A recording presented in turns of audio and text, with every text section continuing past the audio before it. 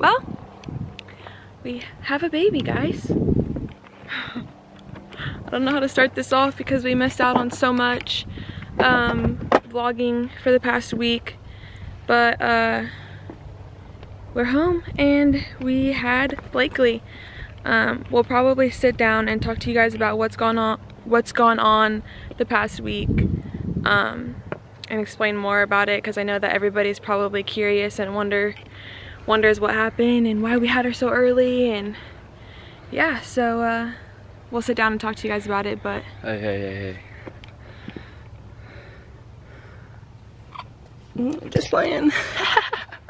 We'll show y'all her later though, for real. Huh? Yeah.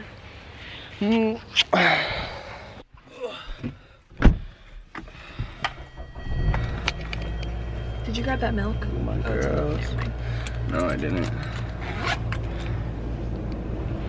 So I don't know if everybody does this when they have a baby, but I sit in the back seat with her when we go places because I just like to make sure that she's all good and safe in there and like nothing's going on, and I can't help her from the front seat, so I can check on her constantly right here. But since she is a preemie, she was born early, and that makes her really small. And when you're really small and you're in a car seat, sometimes your head bobbles or it hangs and you can't hold your head up very well, and the stuff around the car seat doesn't hold your head in place because you're so small and you're not supposed to be that small in the car seat. But yeah, so I sit back here with her. What? Hey guys, welcome back to our channel. What's up, everyone? And for those of you that are new, I'm Kira. I'm Austin. And this is Blakely. The last time that you guys saw us, I was pregnant. That was about 3 weeks ago, I think. 2-3 weeks ago. 2-3 weeks ago, yeah. Well, the last time I posted a video was about 3 weeks ago. But, yeah, a lot's happened since then. And, like, once again, we lacked being consistent with our videos. But this time we have a much better excuse because obviously the baby is here. And, we went through a lot before she got here. So in this video we're just gonna really talk about everything that's happened in the past few weeks, and we'll show clips of what's happened. And yeah, so basically most of you are probably wondering why the baby's here so early, and she doesn't, where is it? She lost one of her socks. I don't know. Oh, there.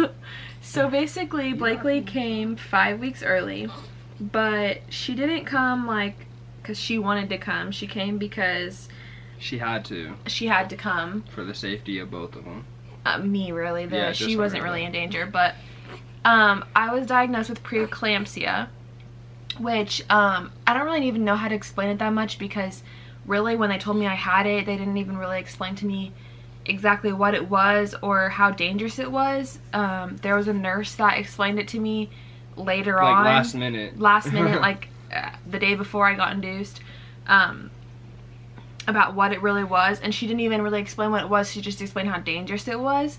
But basically preeclampsia comes from, like, there's three different symptoms you have when you have preeclampsia. High blood pressure, which is what I had, and protein in your urine. Protein in your urine. You had that too. And there's something else that I didn't have as much. Are you sure? I think so. Well, basically I had protein in my urine and I had high blood pressure, but I didn't really know all of this until I went to the hospital. I actually went to the hospital on a Monday for a migraine. I had a migraine really bad during the night. Like, it got bad to the point where I had to call my mom, and she came down here and had to, like, rub my head and my back, and I was just dying. I literally thought I was on my deathbed. Me, I was sleeping and had no idea. Yeah, he was just slumped. And no one decided to wake me up. I did too. I asked you so many times to rub my head, and I told you I was dying, and you just said, sorry. You said, I'm sorry. You know that I don't wake up. You said, I'm sorry, babe, and you go like this for 5 seconds. I wake up, but I really don't wake up because I don't remember doing the things I do in the middle of the night. But anyways, so, yeah, so basically my doctor told me that if Tylenol and Benadryl together don't...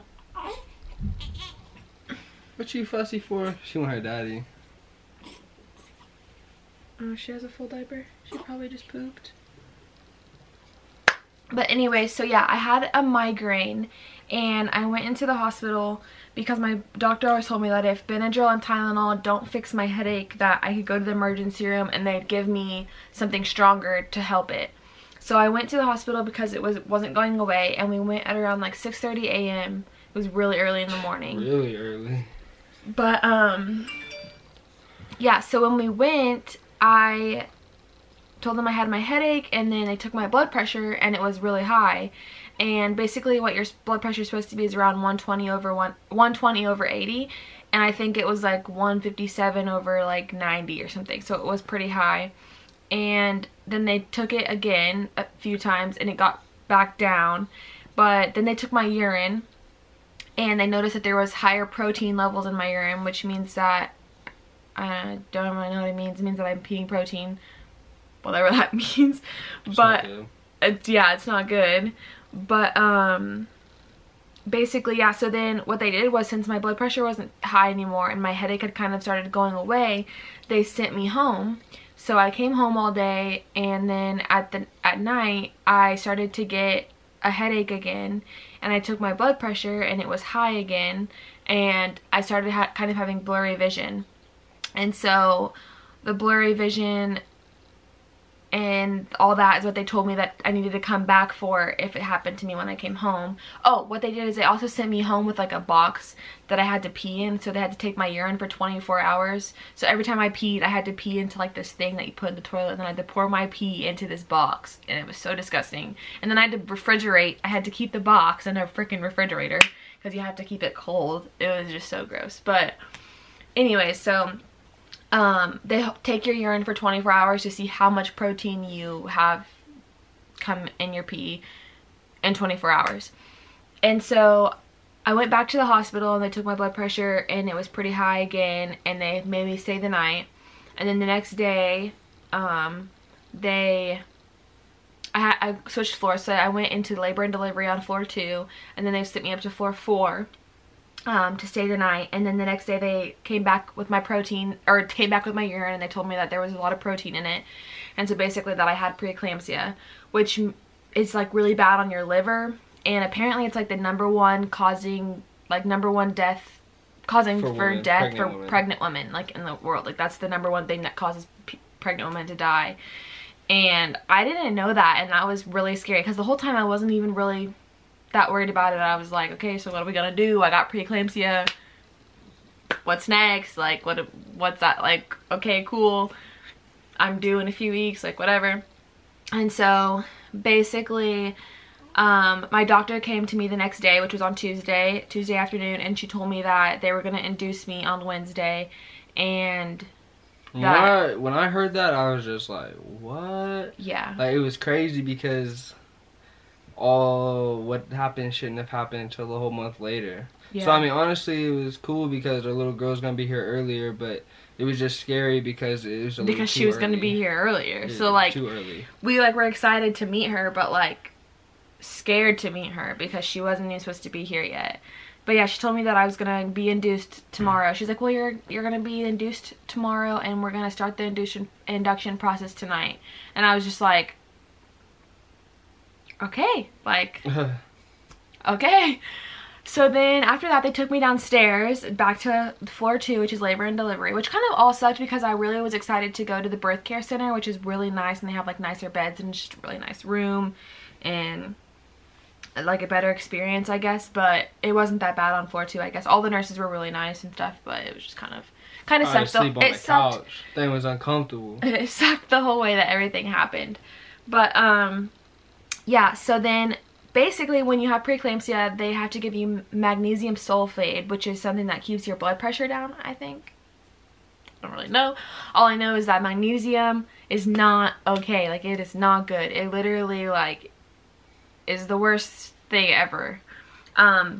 This nurse basically told me that it was going to make me feel like I was dying, that I was going to be feeling like my body was burning from the inside out, that I was going to have a big ass headache, that I was just going to be so terribly sick. And honestly, it wasn't that bad the first day they gave it to me, because I had to have it Tuesday, Wednesday, and then 24 hours after I gave birth, so Thursday too. And Tuesday evening when I had it, it wasn't that bad. Like, I was really hot and I didn't feel very good, but I wasn't like dying like she said.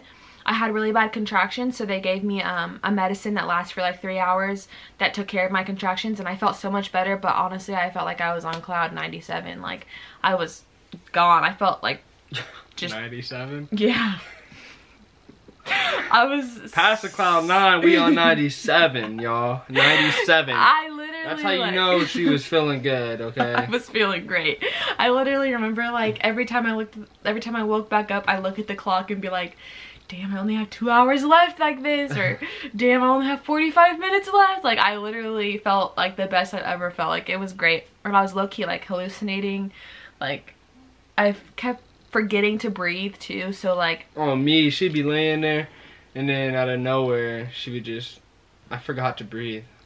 No, I'd literally just like wake up and be like oh yeah. And then I'd be like, oh my gosh, I forgot to breathe. And then one time I asked my mom, I was like, Mom, I told her I forgot to breathe, and she was like, well, I don't think you did, because the alarms would be going off. And then all of a sudden the freaking alarm started going off, and it was for my my IV, my like IV bag was empty, but they started going off. So I was like, see, I did forget to breathe.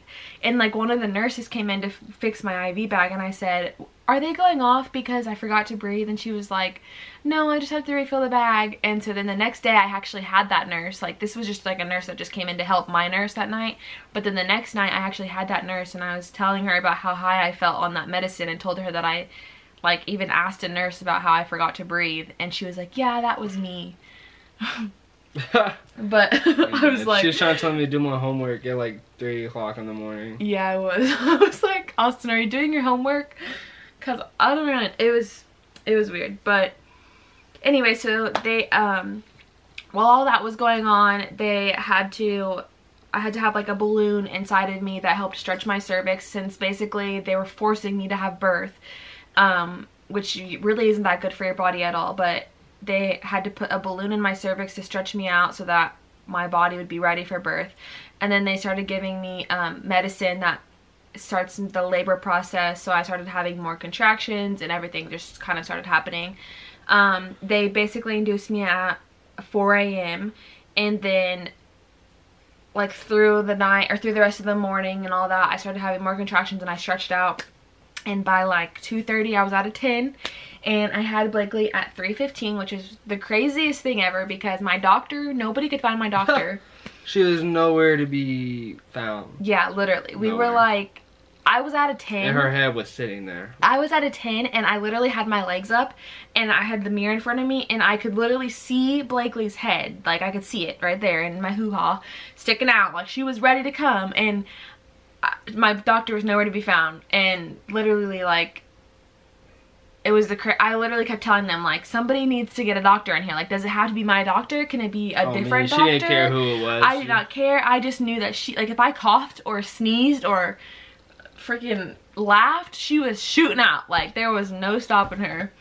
And so finally my doctor got there, and they were gonna have me do a practice push before she got there, but one of the residents came in and she was like, no. She was like, we are not doing a practice push. I pushed 3 times for like 5-10 minutes, and she was out. And so Blakely was born. Basically, Blakely was born 35 weeks early, and she had 35 weeks early? No, sorry. I mean, she was born at 5 weeks. There ain't nothing there yet. She was born 5 weeks early at 35 weeks. And she had a 9 out of 9 on her AFGAR thing, which is like really good. Like, that's perfect. She means she passed everything. A 9 out of 9, 100%. But they basically told me before I gave birth that I might not be able to do skin to skin, and I might not even be able to see her for the first 24 hours because she would have had to go straight to the NICU. And me being on magnesium, I couldn't go to the NICU because the nurses in there weren't trained to like help me out. So if I were to pass out or something were to happen to me, they wouldn't have been able to help me. So I wasn't going to be able to see her for like the first 24 hours, and that literally crushed me. But I was never separated from her. She got a 9 out of 9. She was perfect. She kept her temperature. She passed all of her blood sugar tests. It was eating fine. She literally was, she was perfect. She is perfect. And everybody was really shocked that she never left my side. Yeah. Like, we had nurses come in and say, we were waiting for you down in a special care unit and you guys never came. Like, we were really surprised. And then we had people come in and say, we had to come meet the 35-week baby that just has been doing amazing. And like, all the doctors and all the nurses were just so shocked that she literally did not need anything. She had nothing. The only thing that happened was she lost weight. She was born at which usually happens with newborns, but since she just lost more percentage of a weight than what they normally would like to see. Yeah, and since her weight was so small, like since she only weighed 5 pounds 12 ounces, her losing weight was worse than like a 9-pound baby losing a pound. Going to 8 pounds, that's okay. But for her being a 5-pound baby and losing a pound and going to 4 pounds, like that wasn't okay. She was born at 5'12", or she was born 5 pounds 12 ounces, and she lost weight to 4 pounds 15 ounces. And then eventually got back up and they let us leave by 5 pounds 3 ounces. And now I think she weighs probably like 5'7", which is what she weighed a few days ago. But she's growing, so she's doing really good. But yeah, so it was just honestly a crazy experience, and it kind of sucked for us because it's not how we expected it to be. We wanted to be able to vlog our experience, and we really did. That's what I was thinking about when we were there. But then when I was about to take out the camera and just start vlogging, it was pretty much too late to just start doing it. Well, and like we had so many, like I was in a dangerous situation where like True. I had nurses coming in and checking on me every hour, and but there were just people in and out of the room. I was in pain. I was sick. Like I was so weak. The 24 hours after that I was on the 24 hours after I had her that I was still on magnesium, I was dead. She didn't look horrible. She's always beautiful, but she just looked like you could tell that I was dead. Yes. Like you could tell I looked like was a zombie laying there in bed trying to I couldn't even like hold her up and breastfeed her. Like I could, like when the first few days your milk doesn't come in, so you have to like force it kind of, and I couldn't even hold her up and breastfeed her at the same time. Like Austin was literally my right hand. Like all the nurses were really like proud of him for being there so much. And I mean, it got to the point where even the day after, when I wasn't on magnesium anymore, he learned more about me than I did because I couldn't even freaking breastfeed her right. He had to be there for it to work. Like it was just, that's just normally how it is anyways.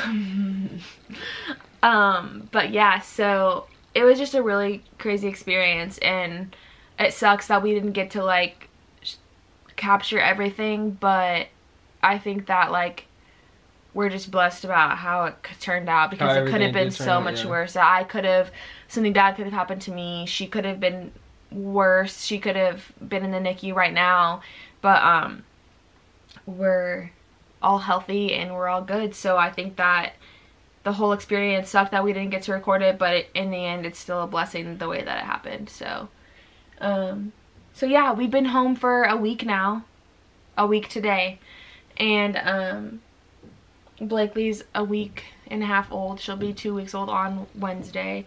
She's been doing really good. She pretty much just sleeps, eats, and poops. She kind of has like this separation thing where she doesn't really like to sleep anywhere but like on my chest, or I have a pillow that I've been laying her in, and she just like sinks into the pillow, and it kind of like holds her body in like a position like this, and it's my pillow, and I think that she likes sleeping in it because it smells like me. But other than that, I've just been getting my sleep back because I've been learning how to parent. I guess it was really hard in the beginning.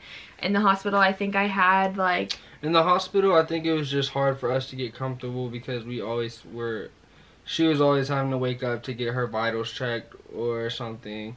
And it's just, when we're home, it's just us and the baby. We ain't got to worry about nurses coming in. Yeah, so in the hospital I think I probably got like 3 or 4 hours of sleep the whole time we were there. Like, and that was from Monday to Monday.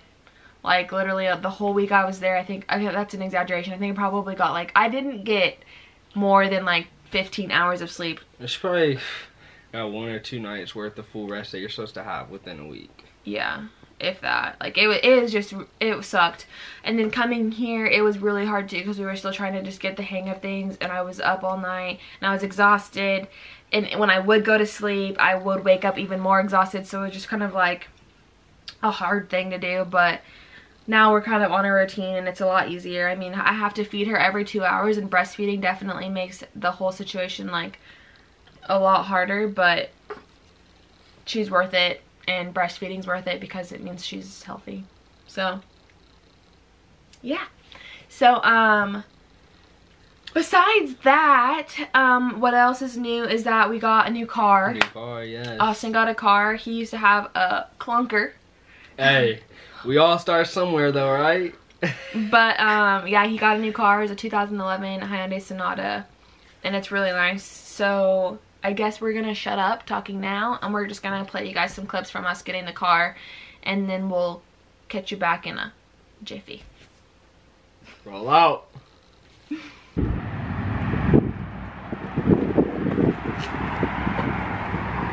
Nice. That's it. And you have the map.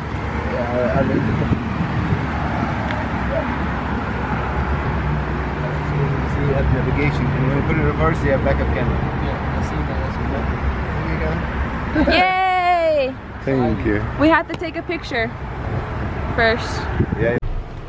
This is the new car, everybody. We need to like take it and go get it wiped down and stuff, because obviously it's a little dusty. Yeah, for sure. But oh my gosh, it's so nice. Storage. Somebody left us a band-aid just in case we get hurt. Yay. Oh. Okay. Still use my mirrors. Doesn't even look at the actual camera. We got navigation. Let's see what we got. I think we look great in this new car. I'm so excited, everybody. You guys don't understand. Austin and I have been needing a new car for so long. It has an aux cord port.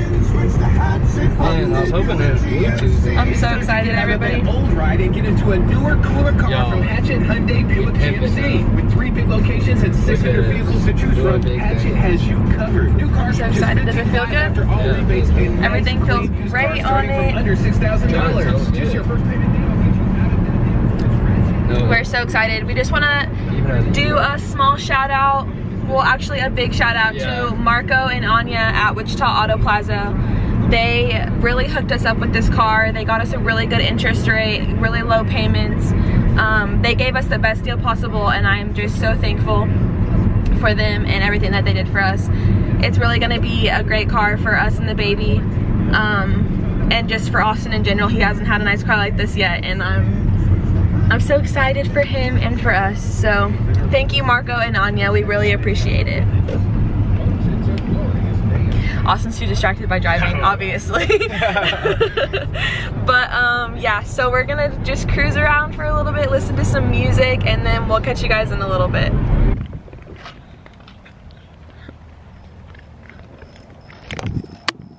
How do you feel? Like a baller. Let's go check it out. New car wash.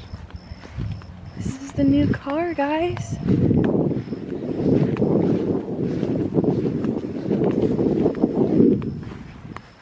Okay. Super nice. Stand in front of it, babe. Let's see how good you look. Okay. Look at you. She's all naked. Oh, baby, it's okay.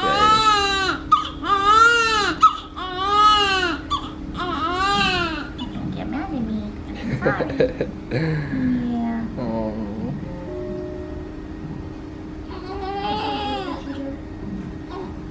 130 over 73. We're They get vloggers. real red when they're doing this. Yeah, It's I just because guess, they're getting yeah. mad. Yeah. Look at her.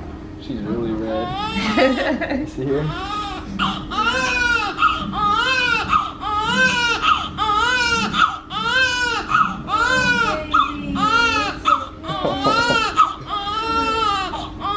Hey.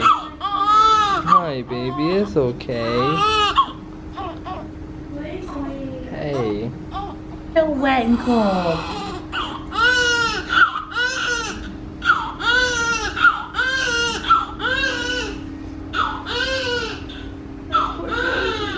Baby. Huh?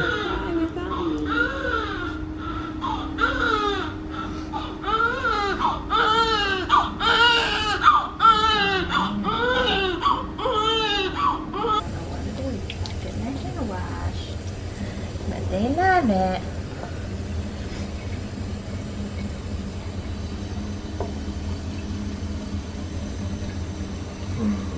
She had a lot of hair.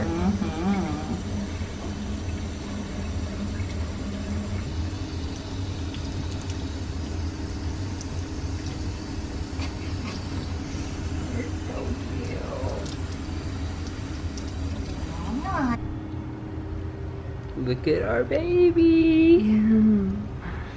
Hi, baby girl. Oh, mama eating a popsicle.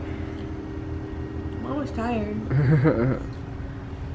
Look at her. Oh, she put a little smile on her face. Oh. Blakely.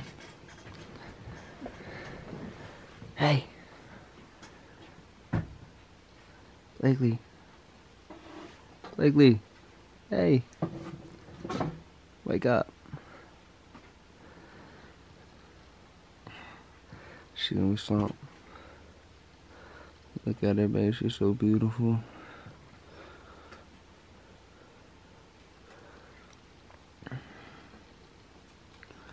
Blakely. What you doing? Cleaning. Why you cleaning? You've been cleaning ever since we got home. I I swear. really have. Because I just need everything to be perfect and clean. It does look good though. I need to clear off this whole thing and make it organized too. Here, look at all those Snapples.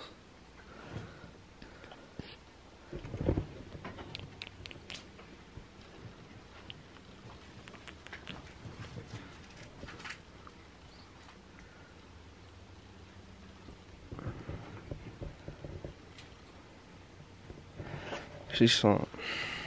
Alright guys, so now that you guys have seen our whole, like, the new car, and we also threw in a few videos of Blakely at the hospital just so that you guys could kind of experience it with us, what we did get to capture. We hope you guys enjoyed this video, and I hope that I have answered all the questions that people have had for me. Also, for the family and friends that are watching this, we are accepting visitors now. We didn't in the hospital towards the end because it just got really stressful, really overwhelming, with me breastfeeding every 2 hours and me still learning how to breastfeed while I was in the hospital with the nurses and the doctors coming in, and it was just really hectic. Our room was small. I got really overwhelmed and really emotional. My hormones kind of took over, so we just decided to tell people not to come anymore while we were in the hospital, but we are accepting visitors now. So if you do want to stop by and see Blakely and I in Austin, then all you have to do is message us and let us know, and we'll let you know that it's okay, or when and where, or what time and stuff like that. But yeah, stay tuned for more videos. We definitely will be uploading more that we are home situated. The baby is here, so obviously we ain't gotta worry about that coming anymore. You know, we're just parenting. It's crazy. And there you guys have it. That is the family right now. This is A&KVlogs. Thank you guys for watching. Don't forget to like, comment, share, and subscribe, and turn on our bell notifications so that you get notified every single time that we upload a video. And we'll see you guys next time. Peace.